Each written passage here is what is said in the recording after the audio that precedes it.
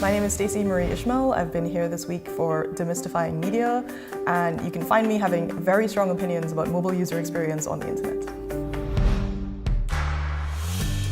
When I think about the user experience of news, there are really three areas of frustration, shall we say. I think the first is the super in-your-face ad experience, which you understand why publishers are doing it, you understand why advertisers want it, you can't understand why audiences put up with it.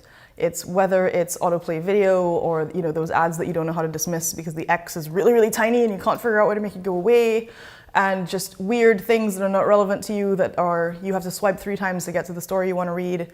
That's, I think, not something that's really working in our favor as far as audience user experience goes. That's the first one. The second is performance, right? How long does it take for a page to load?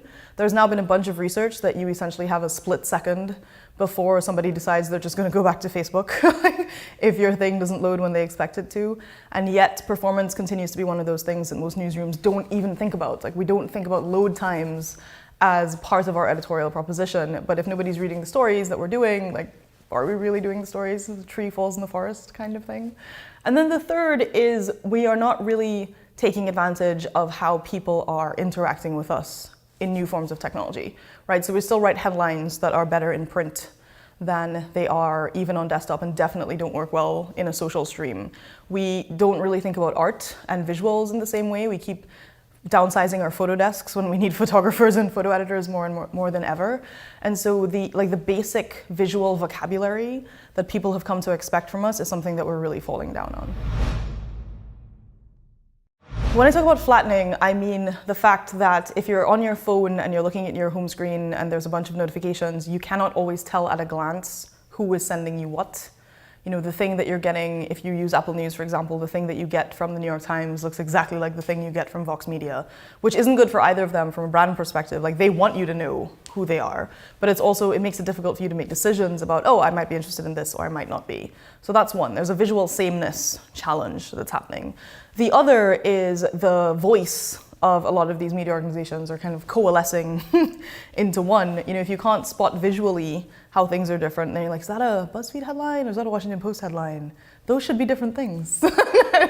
And it's really sometimes even I can't tell, and this is all I do all day long.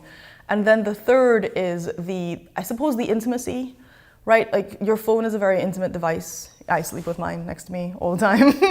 If you have a watch, like an Apple Watch or Android Wear, your wrist is literally vibrating from the news, like, it's adding to an already stressful situation. And the way that people are interacting with us and what they expect from us is closer to them than it ever has been before. And that has a strange dynamic that we haven't fully explored. I came up with this thing, which is that people's perception of editorial quality, or like whether they trust you, it's essentially, is a function of your visual design. So do you look like a serious media organization? A function of your performance. Do you load fast enough for me to decide whether you're a serious media organization?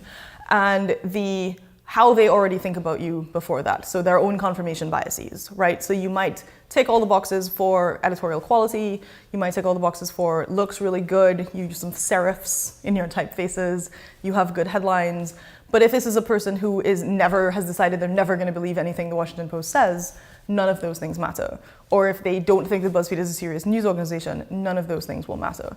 And I think that we need to think about each of the individual elements in there and how they can be used for better audience experiences, but also how they're currently being used against us. So the thing about the card paradigm, which is like the Pinterestization of all websites, right? Everything is presented in nice little boxes, is it's great on mobile. It really takes advantage of some of those design conventions. It's really easy to browse. It's one of the reasons that people like it, and it's one of the reasons that publishers use it.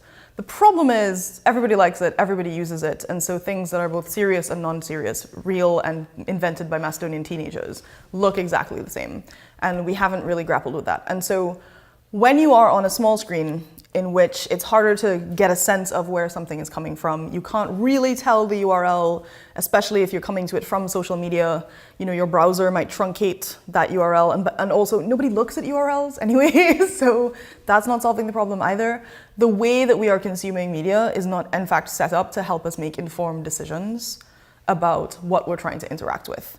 And that isn't something that's easily solved by media literacy, right? I can go and teach a class and say, hey, you can have strong passwords, you can pay attention to whether there's an about page on this website, you can like kind of check out URLs, but that is a lot of work for somebody to do. It takes time. And in general, when we're mindlessly scrolling, we're not really thinking about any of those things. And so I do think there's an extent to which there's both a publisher responsibility, like us as individual media organizations, how can we do this better? And there's a platform responsibility to kind of rethink some of the design conventions and some of the design shortcuts and some of the dark patterns of user experience, like the kinds of behaviors we want. We just want people to keep scrolling. We want them to stay on the thing. We don't want them to think, right? Because if you think, you might leave. And that is beginning to have actual societal consequences. They're out there and they're visible and they are faces and names and not just like bylines, you know, and because they have those relationships and they have they're not a trust negative 100, they are helping people in their communities understand this is what this means for them. Like I've seen posters of different libraries around the world where they're like, this is how you spot fake news on the internet. And that is a tremendous public service that they're trying to provide. And so what are the things that we can learn? Like, how do we reach our audiences like beyond the article, right? We tend to only think about our audiences when we want them to read, watch, or listen to something, but people are there outside of those times when we just want them to be consumers. What can we be doing to say, hey, let me help you understand this, versus this is a thing in the world, right? Can we contextualize more? Can we provide additional sources? Can we provide some verification? Can we help people get a sense of where something is coming from and how it might impact them? Can we spend more time with librarians, you know? I think one of the big things that I really want to emphasize to people is if you have a strong emotional reaction to a story, whether it's like, yeah, or this is horrifying, pause.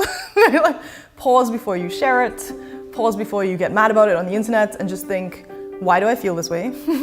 Is the story written to make me feel this way? And can I just check for a second and make sure that the thing I'm mad about is actually true?